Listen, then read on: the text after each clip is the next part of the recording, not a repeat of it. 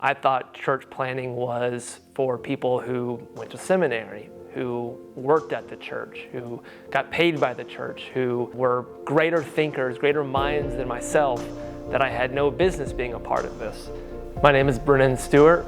I am currently living in Georgetown, Texas with my wife, Caroline Stewart. My story begins in Lubbock, Texas. Went to school there to play baseball. Grew up in Round Rock, didn't know where Lubbock was, but I got a chance to play, so packed my bags, went up there running. I thought I was a Christian.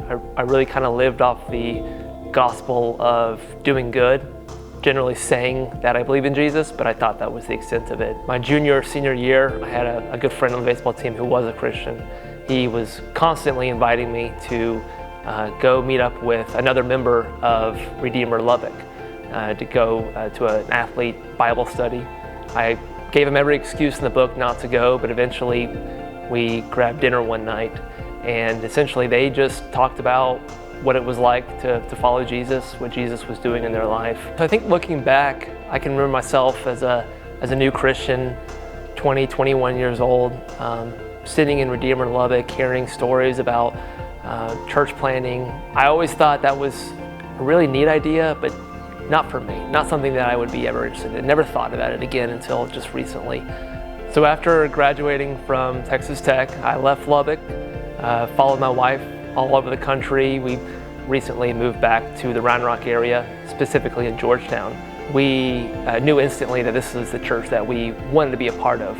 The first time I met with Jordan Elder, we met for coffee one morning and just kind of getting to know him, and he was just telling me that he was excited to have us. And it was almost instantly, though, that he was telling us that there's a church plant in Georgetown. And he knew that we were living in Georgetown, and getting a group of people to send up there to start a church. If I had any interest in being a part of that I should think about it, pray over it, and decide. It was something that wasn't on my radar, something that I thought I knew wasn't for me.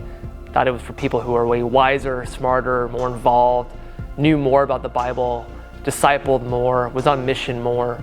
Not for me.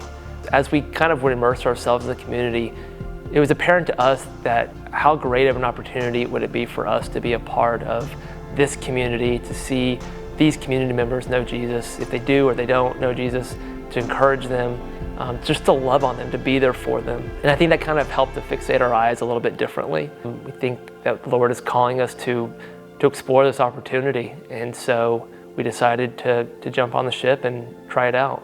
I was called in part because there were people within the church that were just living on mission, discipling, being there, just loving on others. I mean, just a small gesture is inviting someone out to dinner one night. I mean, that was the spark that it needed. And then, Jesus was able to take over and just move. And I'm just so thankful for that. Just seeing the intertwine of all these church plants that are being a part of healthy churches, and just seeing God's work and through all that, it's just an incredible feat.